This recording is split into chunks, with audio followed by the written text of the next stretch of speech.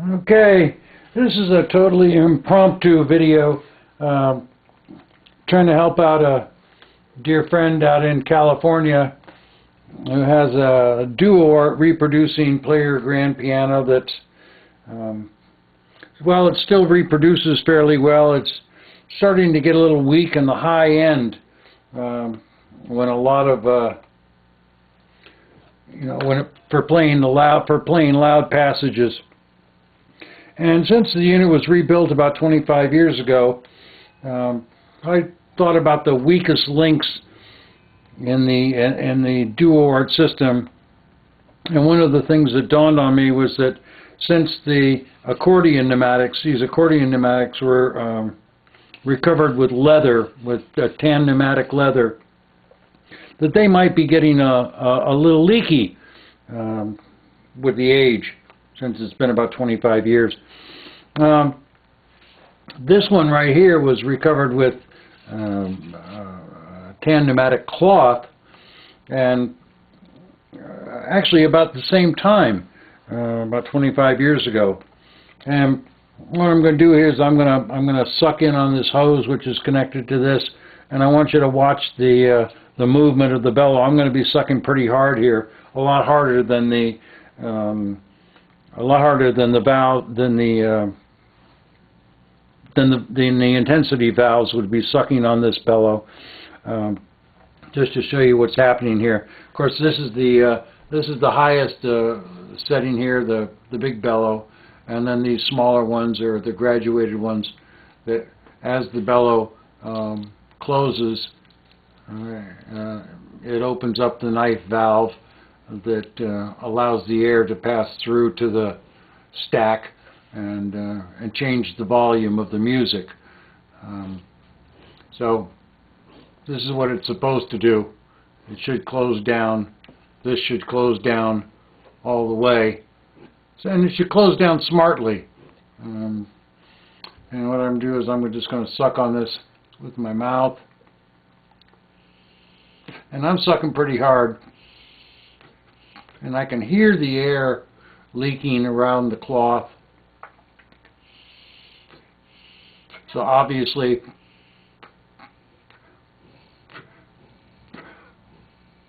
this just isn't achieving the full movement required even with the high level of vacuum. If I suck really, really hard, I can finally get it to come down. But like I say, I'm probably sucking harder than the amount of vacuum. I don't have a vacuum gauge on here. Let me see, I got a vacuum gauge right here. Let me see how hard I'm sucking on this.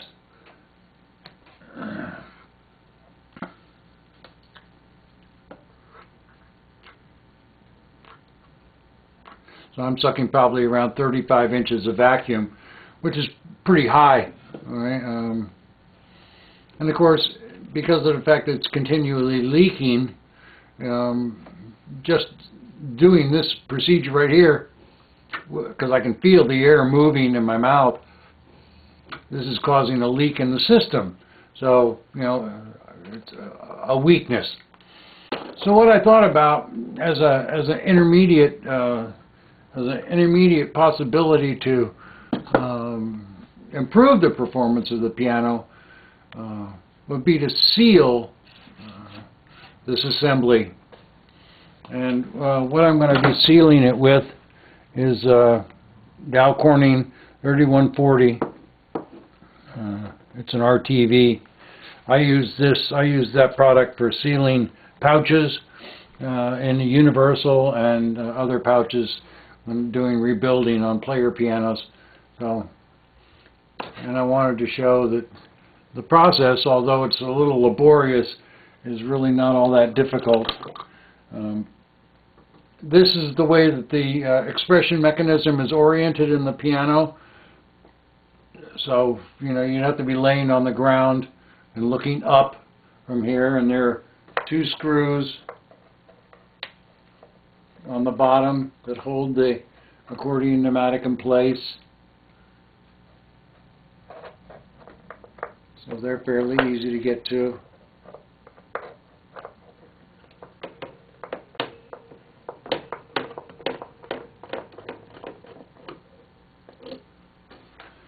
and then once they're free, you can move this up out of the way like this. And I think I'm in frame enough that you can see the, you can't, move up a little bit here. You can see this leather nut right here. So once that's out of the way, you can move this up out of the way and then get your hand in here and unscrew this leather nut that holds the bracket in place. And you can wiggle this on out. And now the accordion pneumatic is free. Once the accordion pneumatic is free, I'm going to back out here a little bit.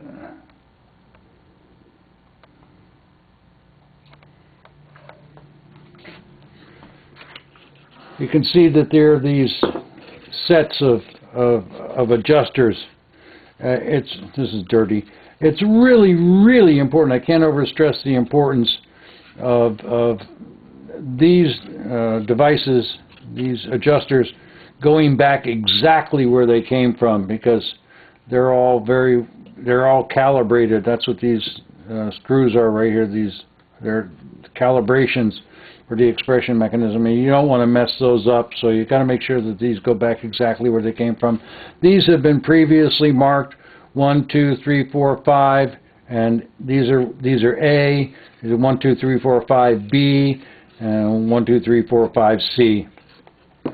I may go ahead and turn off the camera while I take all these out, but basically you just take these all out. So just like that, and put them aside. Okay. I'm going to go ahead and turn the camera off until I get all those out. Okay, I've removed all of the parts. They're sitting right over there, and as you can see, I've marked this A, B, and C right where they were. And the first thing I'm going to do is I'm going to collapse these all the way. Actually, I can see that there's actually a rip in this one right here. There's a rip in this bellow right there. I'm not going to attend to that because that's not the point of this.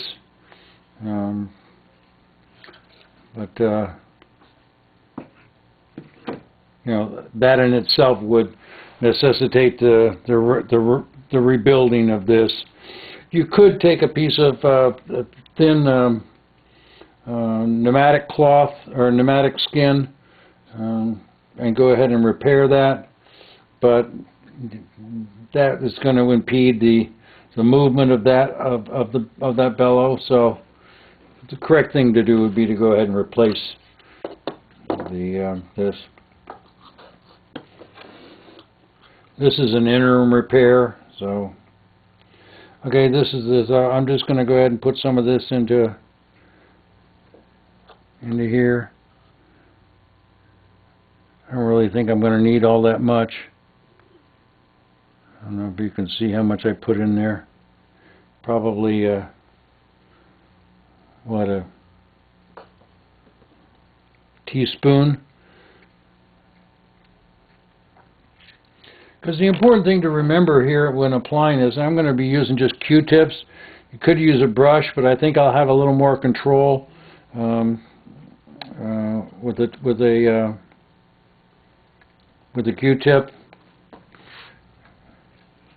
And I think I'll be able to spread it more evenly, because you don't want it thick.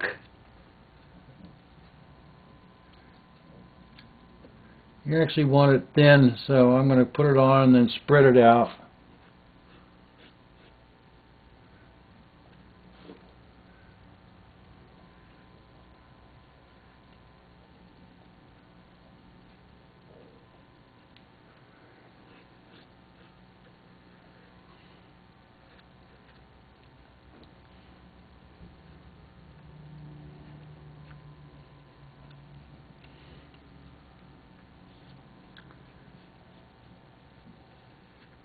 And when it starts getting to the point where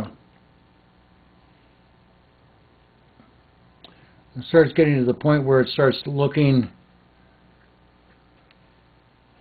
like it's not putting on a nice even layer,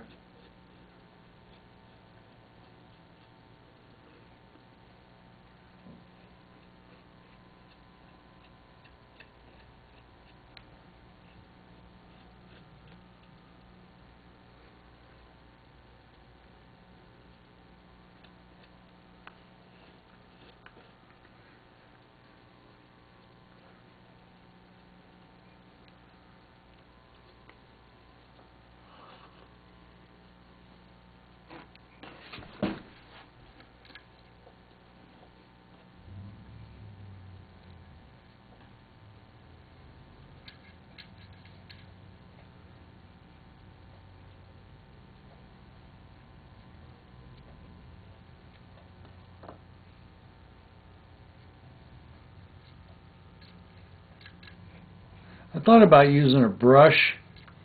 It seems to me that a brush, I'd be concerned with a brush that you might have a tendency to poke at the material, and really the last thing you want to do is to damage material.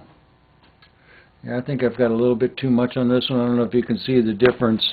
Let's see if I can zoom in on this a little bit to see if you can see the difference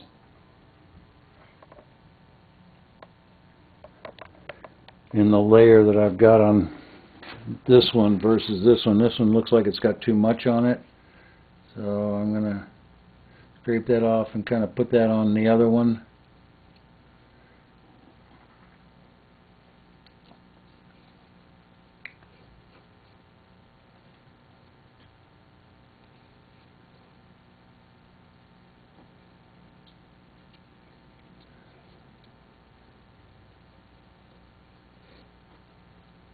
You'll really be able to tell once you start working with it. Like I say, you just want a real thin layer of the product on there.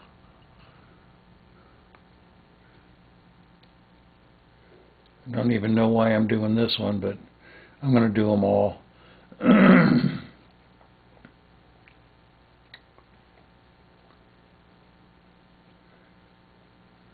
Here again, I've definitely got too much on there.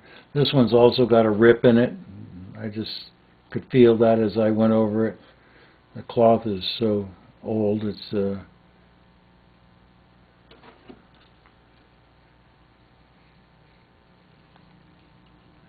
really no sense in doing that. So we'll move on.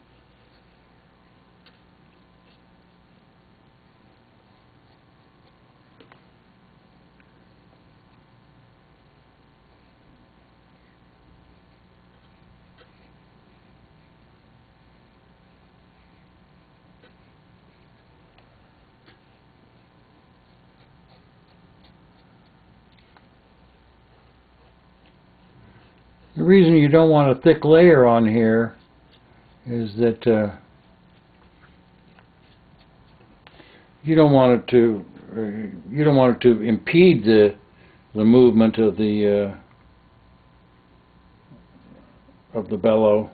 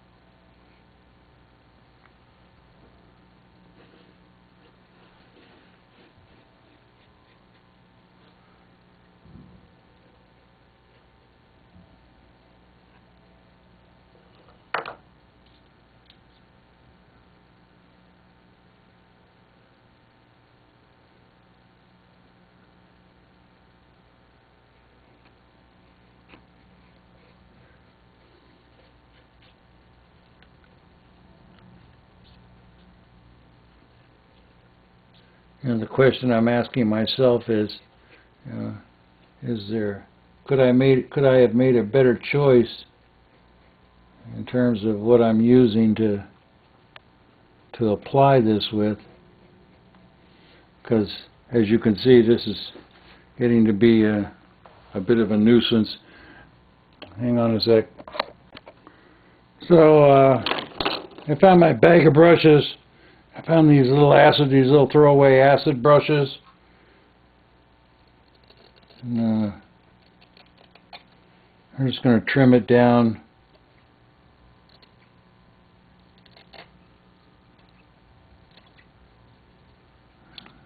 I hope that was in frame. I'm going to trim it down. I have a little more control.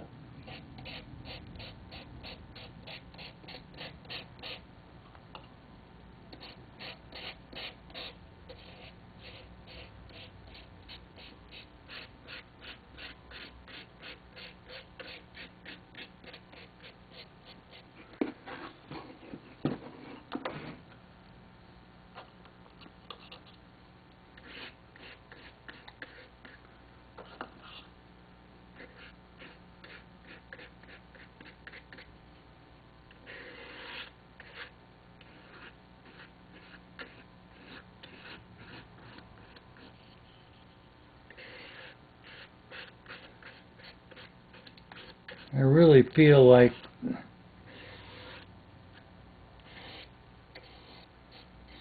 I don't know, I'm really not real comfortable with this.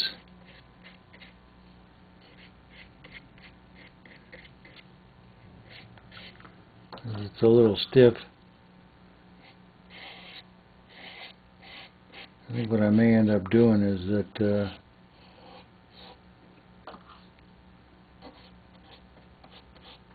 I may end up wiping it off after I get it all put on here.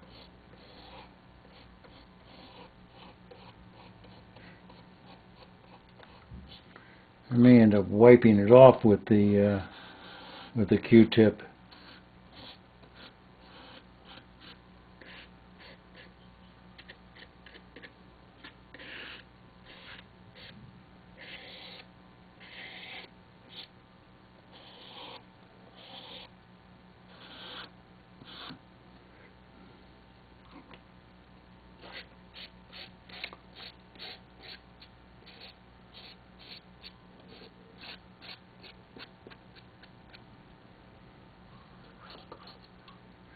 Actually, I'm kind of curious to know whether or not that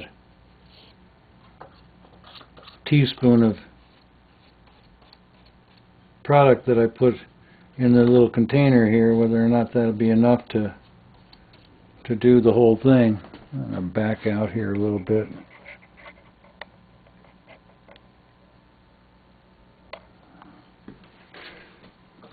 because I've just about run out of what I put in there.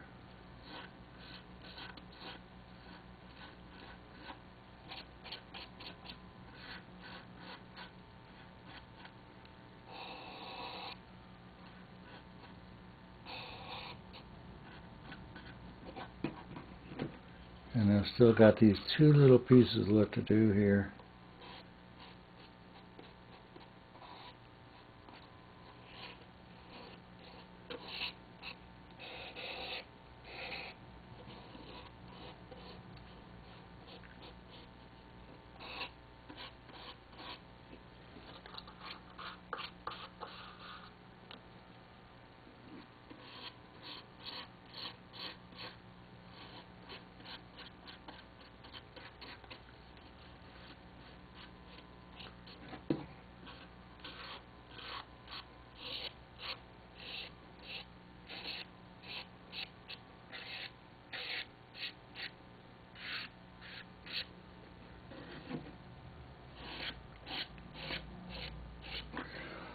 I guess I should have probably cleaned my bench there before I started this.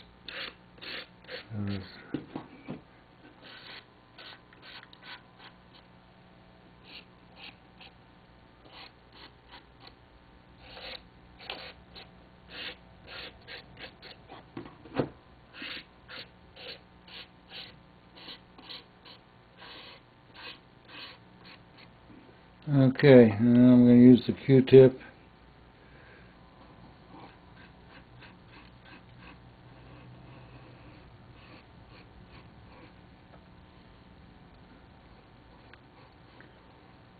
Wipe off the excess. Might even be able to use a rag.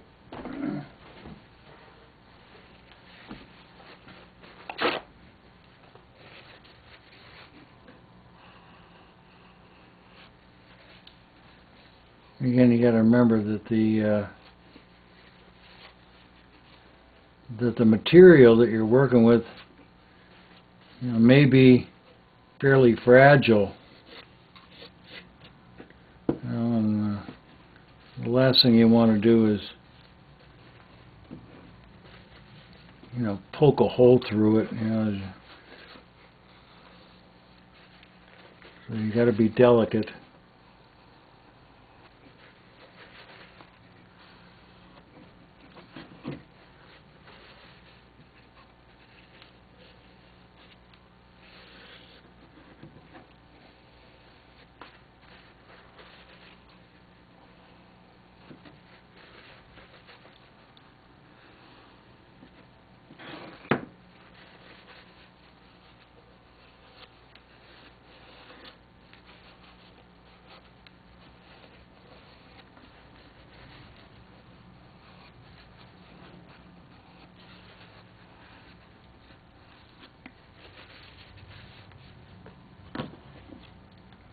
These areas right here you can't get.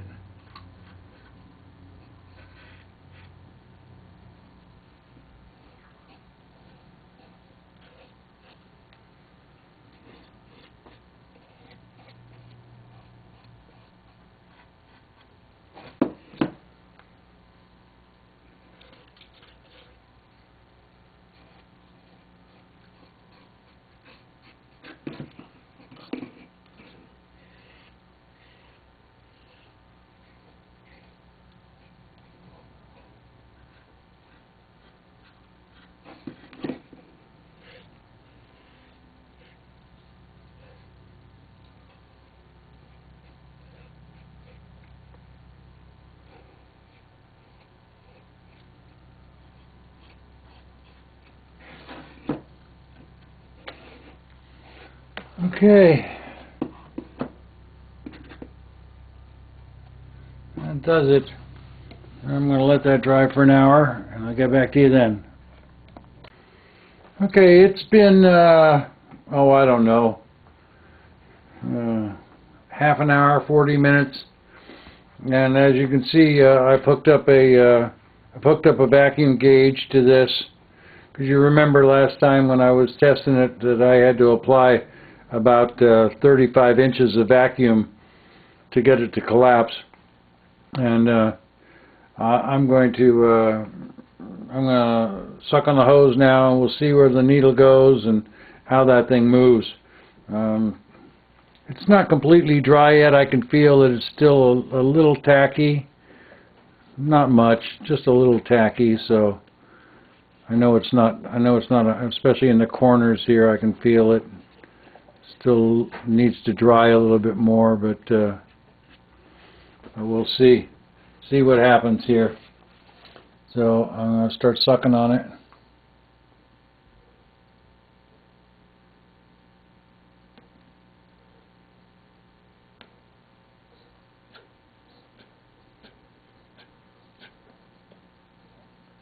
You notice that the gauge isn't even moving.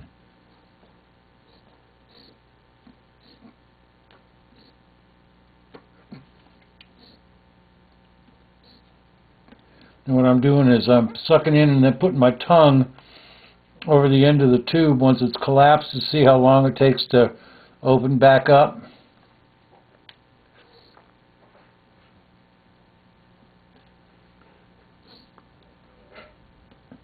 So it's not 100% airtight, but it sure takes a heck of a lot less energy to make it collapse. And based on that, I'd say that adding that sealer was a huge success. And I may go ahead and just go ahead and apply another coat of that sealer while I've still got it out, just to see if I can get it airtight. Because I did put on a very thin layer. Now that the cloth is impregnated with it, maybe it'll get airtight, and that would be cool if it gets airtight.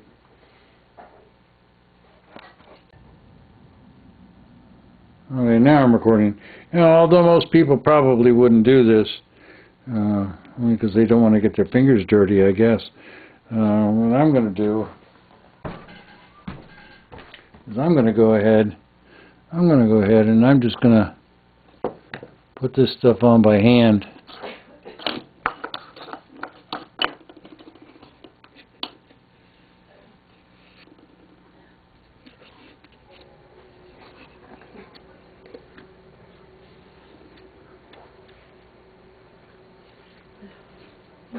That way I can feel how much I'm putting on.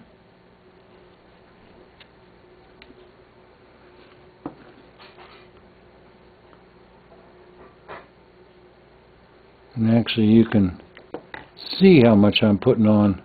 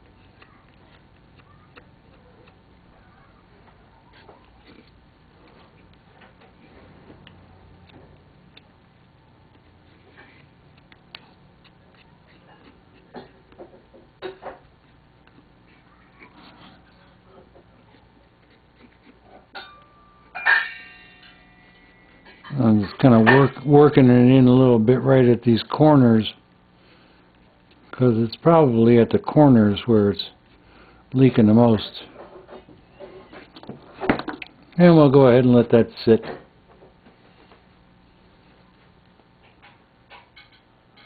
There's the cap.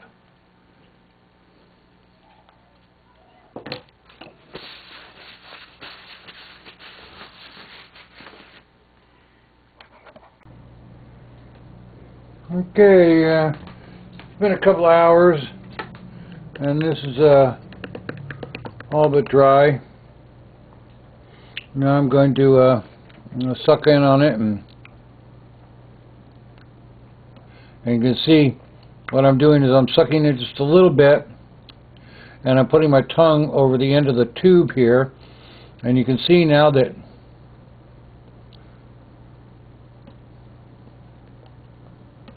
the repair is airtight. And now that that's done, I'm going to turn off the recorder here, and I'm going to put it back together, and then we'll go through the install. Okay, it's put back all together, and the unit's ready to put in. Stick it through the hole here. I think you can see the two holes here. You see the two holes there on the bottom. Those are the screw holes for right there and there.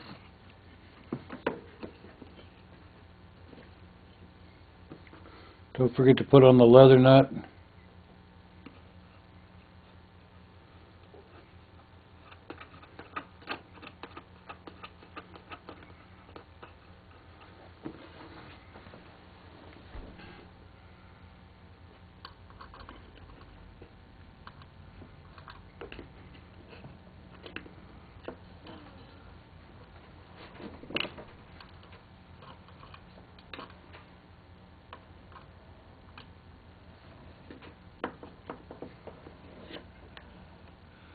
It'd be nice if I had a light here.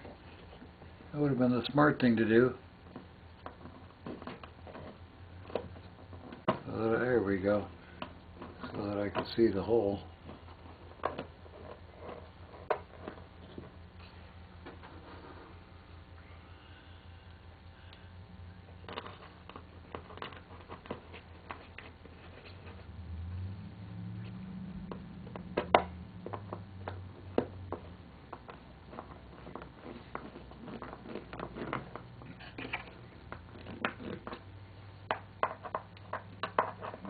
Snug it up a little bit.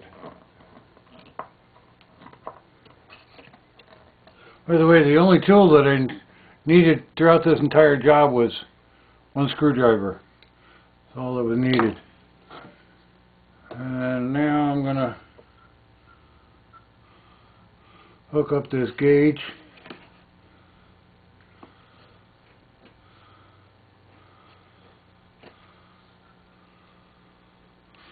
I don't know if the gauge is in frame, so check to make sure the gauge is in frame, and it's not.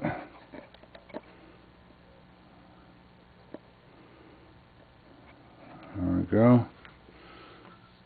I don't know if you'll be able to see it, but I'll tell you the truth, whatever it reads. And I'm just going to suck it down enough that it collapses this 100%.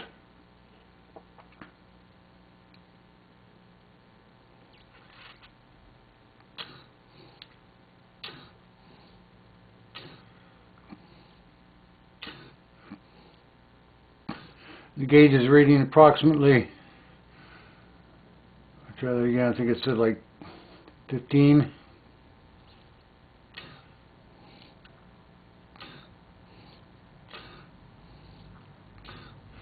So 15 inches as compared to 35, and it's holding, so it's not leaking. So not only have we eliminated the leaks that these would have introduced to the system, we also have a system now that's going to be very, very responsive to the signals that it gets from the music roll in terms of the expression of the piano. I would say that the total time that it took to do this job, not including the waiting for the drying time, and that was putting on a double coat, probably half an hour at the most. To do the repair. So looking at about an hour to do both of them, including taking it apart and whatnot, you know, to to get at the pieces. I'd say that's a worthwhile improvement. That's it. Again, the product that I used was Dow-Corning 3140. This is not available at your regular hardware store. At least I don't think so. I got it online. The stuff is not cheap. I think it's like $42 a tube for that. I don't know how much it would cost if you had somebody rebuild these. I would imagine it'd probably be about $100 to $125 a piece to recover those, of course, because all these things got to come out, and all the cleaning and rebuilding it and the materials, and not including the person's time, so I think it's a worthwhile repair.